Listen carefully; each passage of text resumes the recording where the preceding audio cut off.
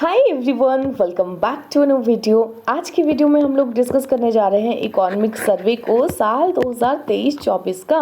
मैं जानती हूँ कि ये वीडियो का आप लोग काफ़ी देर से वेट कर रहे थे, लेकिन वीडियो को शुरू करने से पहले है कुछ इंपॉर्टेंट चीज़ें जो मैं आप लोगों के साथ डिस्कस करना चाहती हूँ।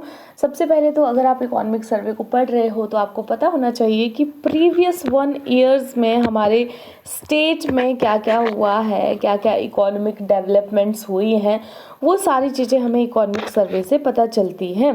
ठीक है, हमारी गवर्नमेंट ने क्या क्या इनिशिएटिव लिए हैं हमारी इकोनॉमी के लिए, वो सारी चीज़ें इससे हमें पता चलती हैं। प्रीवियस 1 ईयर्स का अगर ट्रेंड देखें कि एग्ज़ाम में क्या क्या किस किस तरह के क्वेश्चंस पूछे जा रहे हैं इकोनॉमिक सर्वे से, तो प्रीवियस ईयर्स में इकोनॉमिक सर्वे का थोड़ा ज़्यादा वेटेज भी आया है HPPSC के एग्ज़ाम्स में, और लगभग 7 से 8 क्वेश्चंस भी इससे पूछे गए हैं।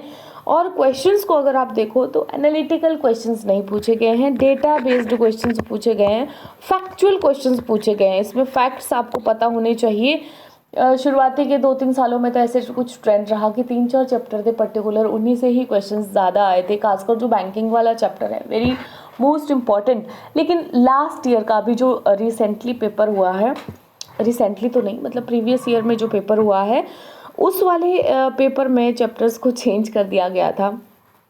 अलग चैप्टर से क्वेश्चंस आए हुए थे, लेकिन क्वेश्चंस की जो टाइप थी वो बिल्कुल सेम थी। आप अगर इकोनॉमिक सर्वे को पढ़ रहे हो तो उसे वर्ड टू वर्ड और पूरा पढ़िए, बिकॉज जो क्वेश्चंस आ रहे हैं वो डायरेक्ट स्टेटमेंट से आ रहे हैं। मतलब जैसे यहाँ पर दिया हुआ है उसमें स्टेटमेंट चेंज भी नहीं की हुई है, उठा करके क्वेश्चंस डाले हुए हैं कोई पर्टिकुलर टॉपिक से। तो इकोनॉमिक सर्वे को पढ़ना आप लोगों के लिए सबसे ज़्यादा ज़रूरी है। और जो ओरिजिनल डॉक्यूमेंट है ना, वही पढ़ें आप लोग।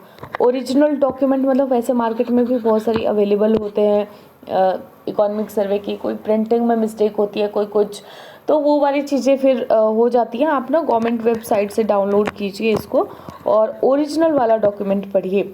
बहुत ज़्यादा मुश्किल नहीं है इसको पढ़ना, लेकिन अगर इतनी वेटेज में इससे क्वेश्चंस आ रहे हैं तो फिर पढ़ना तो बनता ही है। इस वाली वीडियो में हम लोग डिस्कस कर रहे हैं चैप्टर नंबर 12 और चैप्टर नंबर 1। वियर्ड कॉम्बिनेशन लग रहा है, फर्स्ट और 12 पहला और आखिरी दोनों चैप्टर्स को डिस्कस कर रहे हैं इस वाले में। आगे भी जो और पार्ट्स आएंगे उनमें और सारे चैप्टर्स को हम लोग डिस्कस करेंगे। इकोनॉमिक सर्वे के MCQs के फॉर्म में है, और इससे मुझे पता है कि आप लोगों का रिवीजन अच्छे से हो जाएगा, बिकॉज मैंने मैक्सिमम चीज़ों को इंक्लूड करने की कोशिश की हुई है इसमें। तो चलिए शुरू करते हैं हमारी आज की इस डिस्कशन को। सबसे पहले, When was department of information technology created? सूचना प्रौद्योगिकी विभाग को बनाया गया था आपके 1999 में। सबसे पहले जब इसे बनाया गया था ना, तो 2002 में इसको मर्ज कर दिया गया था डिपार्टमेंट ऑफ इंडस्ट्रीज के साथ। फिर इसे वहाँ से निकाल दिया गया और 2004 में इसको साइंस एंड टेक की बायोटेक्नोलॉजी के साथ साइंस एंड टेक्नोलॉजी डिपार्टमेंट में इसको मर्ज कर दिया गया। फिर 2007 में इसको वहाँ से भी निकाल दिया गया और एक इंडिपेंडेंट एग्जिस्टेंस इसको मिल गई। नेक्स्ट हमारा क्वेश्चन आ जाता है, department of information technology Himachal Pradesh ने अपना नाम किस में चेंज कर दिया है? देखो, जब ये नाम चेंज हुआ था ना, तो हमने करंट अफेयर्स में पढ़ा था। तो करंट अफेयर्स पढ़ने का जो एक बेनिफिट होता है वो ये भी होता है कि जब आप इकोनॉमिक सर्वे पढ़ते हो तो आपको वो टफ नहीं लगता है। जो बिगिनर्स हैं, जो लोग काफ़ी 2-3 सालों से 4-5 सालों से पढ़ रहे हैं, उनके लिए तो वैसे भी मुश्किल नहीं है। लेकिन जो बिगिनर्स होते हैं, अगर आप करंट अफेयर्स को फॉलो करते हो तो बहुत सारी चीज़ें होती हैं जो करंट से ही आपकी क्लियर हो चुकी होती है। जैसे आप इसका फर्स्ट चैप्टर देखोगे ना, तो उसमें मुश्किल से ही कोई चीज़ ऐसी होगी जो करंट में मेंशन नहीं किया, हमने करंट अफेयर्स में पढ़ी ना हो। ठीक है, तो इसका सही आंसर यहाँ पे आ गया, department of digital technologies and governance. ठीक है, सेकंड वाला ऑप्शन, ये नाम इन्होंने चेंज किया है, डिजिटल प्रौद्योगिकी और शासन विभाग। नोमेनक्लेचर को लेकर के भी ये चीज़ है कि हिमाचल प्रदेश पहला ऐसा स्टेट बन गया है जिस तरह से नोमेनक्लेचर इन्होंने रखा हुआ है। और ये जो नाम इन्होंने रखा है, ये हमारी कमिटमेंट को, हमारी प्रतिबद्धता को दर्शाता है कि हम अपने स्टेट को एक डिजिटली एडवांस्ड, डिजिटल रूप से उन्नत और आधुनिक राज्य में बदलना चाहते हैं। ठीक है,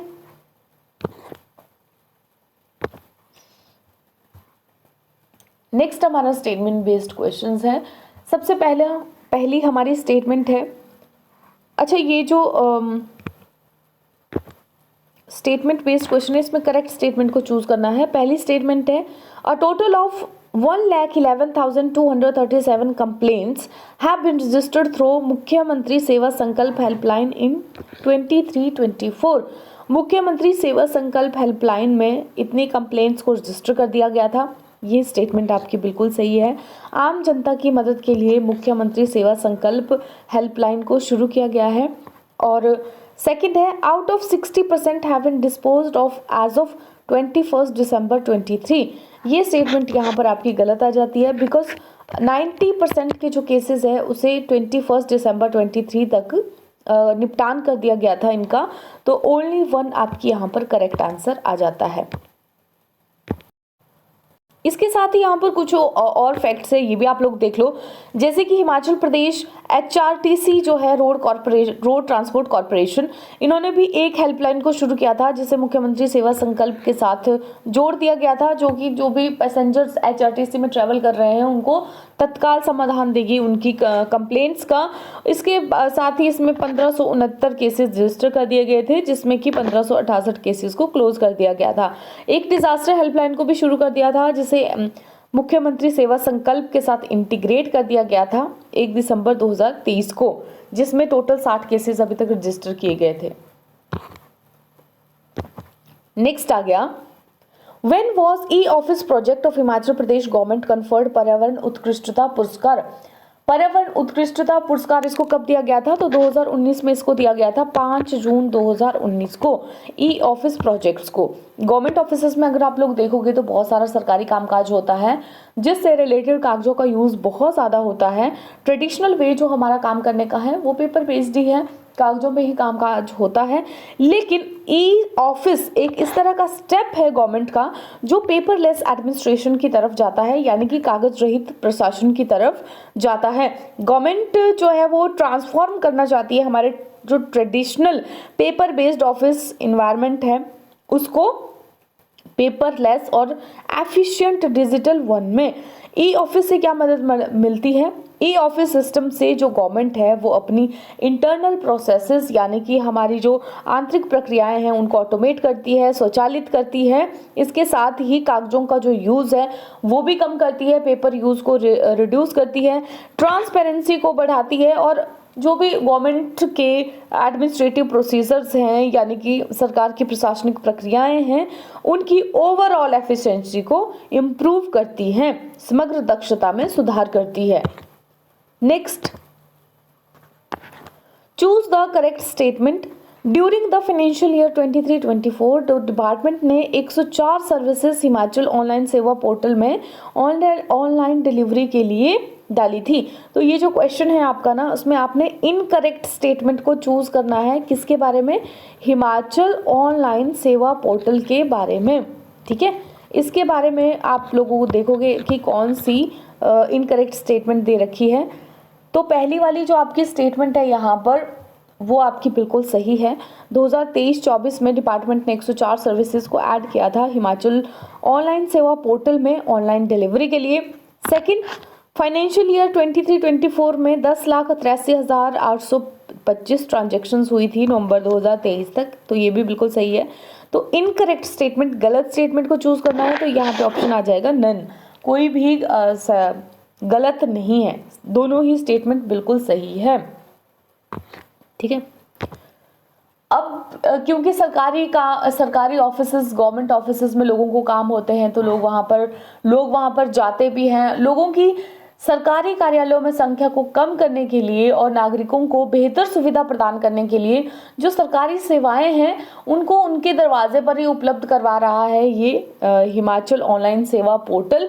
कॉमन सिटीजन्स जो हैं, आम नागरिक, उनको सरकारी योजनाएं और जो सेवाएं हैं उनका आसानी से यूज़ लेने के लिए, पारदर्शिता उनमें देखने के लिए हिमाचल ऑनलाइन सेवा पोर्टल बनाया गया है, जिससे कि लोगों का अनावश्यक तौर पर एक तो खर्च भी बच जाता है, आना जाना नहीं पड़ेगा परिवहन पर, सरकारी कार्यालयों के धक्के नहीं खाने पड़ेंगे, ठीक है, और लोगों की संख्या भी कम रहेगी। तो ऑफिसेज जो लोग ऑफिस में भी लोग होते हैं उनके लिए भी सही रहेगा, आम जन के लिए भी सही रहेगा। How many panchayat are there which are to be covered under Bharat net project? Bharat net project के अंतर्गत कितनी पंचायत को कवर किया जाना है? अभी कवर किया जा चुका नहीं है, कवर किया जाना है। तो इसका सही आंसर है आपका 3615। भारत नेट क्या है? ये गवर्नमेंट ऑफ इंडिया का एक इनिशिएटिव है जो कि रूरल एरियाज में, स्पेशली ग्रामीण इलाकों में ब्रॉडबैंड कनेक्टिविटी लोगों को प्रोवाइड करना है। ऑप्टिकल फाइबर नेटवर्क से लोगों को कनेक्ट करना है। अगर हम भारत नेट फेज 1 की बात करें तो इसमें लगभग 409 पंचायत हैं जिनको की रोड ब्रॉडबैंड कनेक्टिविटी से जोड़ दिया गया है। रिमेनिंग जो भी पंचायत रहती हैं उनको फेज 2 में कनेक्ट किया जाएगा। नेक्स्ट, नीचे दिए गए हुए ऑप्शंस में से कौन सा ऐसा डिपार्टमेंट है जिन्होंने Himachal Pradesh state data centre को बनाया हुआ है? तो ये आ जाता है आपका यहाँ पर department of digital technologies and governance. ठीक है, गवर्नमेंट टू गवर्नमेंट, सरकार से सरकार, सरकार से नागरिक, गवर्नमेंट टू सिटीजन और सरकार से व्यावसायिक सेवाओं को ये प्रोवाइड करता है। इस तरह का इंफ्रास्ट्रक्चर बनाया गया है department of digital technologies and governance के द्वारा। Which of following will act as a single source of truth for proactive benefit delivery in the state? कौन सा नीचे दिए गए ऑप्शंस में से कौन सा है जो कि सक्रिय लाभ वितरण के लिए सत्य का एकल स्रोत यानी सिंगल विंडो के रूप में कार्य करेगा? तो ये आ गया आपका यहाँ पर हिम परिवार।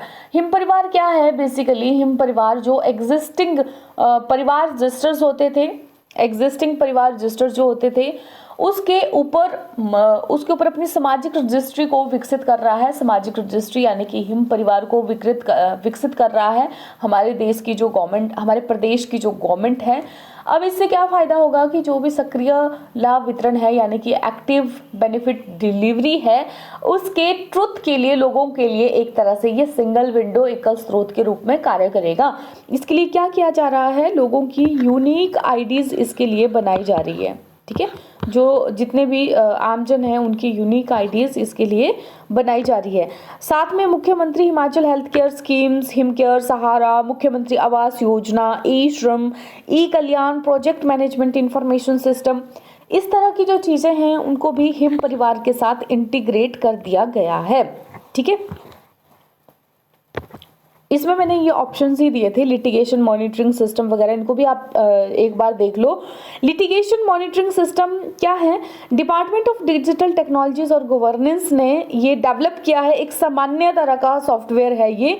गवर्नमेंट और डिपार्टमेंट के जितने भी कोर्ट्स में पेंडिंग केसेस होते हैं उन सारी चीज़ों को मॉनिटर करने के लिए इस सॉफ्टवेयर को, सामान्य सॉफ्टवेयर को डिजिटल टेक्नोलॉजीज और गवर्नेंस विभाग के द्वारा बनाया गया है। इससे क्या कर सकते हैं? सॉफ्टवेयर को यूज़ करके जो भी किसी पर्टिकुलर ऑफिस के एडमिनिस्ट्रेटिव सेक्रेटरीज हैं, हेड ऑफ डिपार्टमेंट है या डिपार्टमेंटल ऑफिसर्स हैं, वो आसानी से अपने केसेस के बारे में पता कर सकते हैं। उनको देख सकते हैं कि कितने पेंडिंग केसेस हैं, टाइमली रिप्लाई को फाइल कर सकते हैं, क्या केस के रिगार्डिंग पर्सनल प्रेजेंस यानी कि उनकी व्यक्तिगत उपस्थिति चाहिए या नहीं चाहिए, प्रेजेंट स्टेज क्या है केस की, ये सारी चीज़ें आप देख सकते हो लिटिगेशन मॉनिटरिंग सिस्टम यानी मुकदमेबाजी निगरानी प्रणाली से। नेक्स्ट आ गया हमारा रेवेन्यू कोर्ट मैनेजमेंट सिस्टम। ये क्या है? ये एक कॉम्प्रिहेंसिव सॉफ्टवेयर है, ये एक व्यापक सॉफ्टवेयर है जिसको डेवलप किया गया है ताकि जो राजस्व विभाग है, हमारा रेवेन्यू डिपार्टमेंट है, एक तरह का डिजिटल सॉल्यूशन है ये, उसको आधुनिक बनाने के लिए और सुव्यवस्थित तरीके से काम करने के लिए, मॉडर्नाइज करने के लिए और स्ट्रीमलाइन करने के लिए। सीएम डैशबोर्ड क्या है? सीएम डैशबोर्ड हमारे ऑनेबल जो चीफ मिनिस्टर है उन्होंने शुरू किया था ताकि जितने भी की प्रोजेक्ट्स चल रहे हैं, स्कीम चल रही है, उनकी डेवलपमेंट के बारे में, उनकी प्रोग्रेस के बारे में वो मॉनिटर कर सके, उसको देख सके। अब इसमें होगा जैसे कि कोई पर्टिकुलर प्रोजेक्ट्स है, उनकी फिजिकल प्रोसेस किस तरह से चल रही है, कितने फंड्स यूटिलाइज हुए हैं, किस तरह से हो रहे हैं, डिपार्टमेंटल लेवल की मॉनिटरिंग और प्रोग्रेस के बेस्ड पर जो डिस्ट्रिक्ट्स हैं, फील्ड ऑफिसर्स हैं, उनको रैंक करना। तो ये सारी की सारी चीज़ें इससे होंगी। Himachal Pradesh public service guarantee act कब फोर्स में आया था? तो ये आपका फोर्स में आया था साल 2011 में। ठीक है, नेक्स्ट आपका यहां पर आता है एज पर, ये 12th चैप्टर आपका खत्म हो गया और ये आपका अभी फर्स्ट चैप्टर शुरू हो रहा है। As per advance estimates Indian economy is expected to grow at dash for the year ending March 24। अग्रिम अनुमान के अकॉर्डिंग अगर आप भारतीय अर्थव्यवस्था को तो देखो तो मार्च 2024 के समाप्त होने के लिए कितने तक ग्रो करेगी? तो ये आपकी ग्रो करेगी 7.3%। नेक्स्ट आ गया, करेक्ट स्टेटमेंट को आपने चूज करना है यहां पर। ग्रॉस स्टेट डोमेस्टिक प्रोडक्ट को अगर हम करंट प्राइसेस पर देखें तो एक साल में इसने 11.4% का इंक्रीज शो किया है। ये हमारी पहली स्टेटमेंट बोल रही है, ये स्टेटमेंट हमारी बिल्कुल सही है। Second, gross state domestic product को अगर हम कांस्टेंट प्राइसेस के ऊपर देखें तो इसमें डिक्रीज शो किया है 6.9% का एक साल में। तो ये वाली स्टेटमेंट आपकी बिल्कुल गलत है, बिकॉज डिक्रीज नहीं शो किया है, ग्रोथ ही शो की है कांस्टेंट प्राइसेस पर 6.9% की। तो करेक्ट स्टेटमेंट है आपकी यहाँ पर ओनली 1। ठीक है, ग्रॉस स्टेट डोमेस्टिक प्रोडक्ट अगर 2022-23 का हम देखें तो 1,91,728 करोड़ को एस्टिमेट किया गया था, जो कि 21-22 के फाइनेंशियल ईयर में था 1,72,162 करोड़। ठीक है, तो इससे 11.4% का इंक्रीज देखने के लिए हमें मिला है। जीएसडीपी जो कांस्टेंट प्राइसेस पर है वो से 1,33,372 करोड़ एस्टिमेट किया गया था और 21-22 में जो था आपका 1,24,770 करोड़। इसमें भी आपकी 6.9% की ग्रोथ ही हमें देखने के लिए मिली है। नेक्स्ट आ गया हमारा दिसंबर 2023 की आर्थिक स्थितियों को अगर हम देखें तो 2023-24 में हमारे राज्य की इकोनॉमी को कितना बोला गया है कि वो ग्रो करेगी? तो वो ग्रो करेगी आपकी 7.1%। प्रीवियस ईयर्स में ये थी 6.9%, तो ओनली 0.2% का जो उछाल है वो हमें देखने के लिए मिला है। According to Economic Survey 23-24, how many orphans are registered as children of state under सुख आश्रय स्कीम? सुख आश्रय स्कीम को हम बहुत बार डिस्कस कर चुके हैं, तो बहुत डिटेल में इसे यहाँ पर हम नहीं डिस्कस करेंगे। 4,000 के बच्चे हैं लगभग इकोनॉमिक सर्वे के अकॉर्डिंग जो चिल्ड्रन ऑफ स्टेट रजिस्टर कर दिए गए हैं। चिल्ड्रन ऑफ स्टेट 27 साल इनकी एज है और इसमें गवर्नमेंट क्या करती है, इनकी एजुकेशन का खर्चा उठाती है, प्लस इनको पॉकेट मनी भी देती है। इनकी जो नेसेसरी एक्सपेंसेस हैं उनको पूरे करती है। जब बड़े हो जाएंगे तो रहने के लिए घर भी देंगे, मतलब जगह जमीन देंगे, और घर बनाने के लिए पैसे भी देंगे, शादी के लिए भी पैसे देंगे। ठीक है,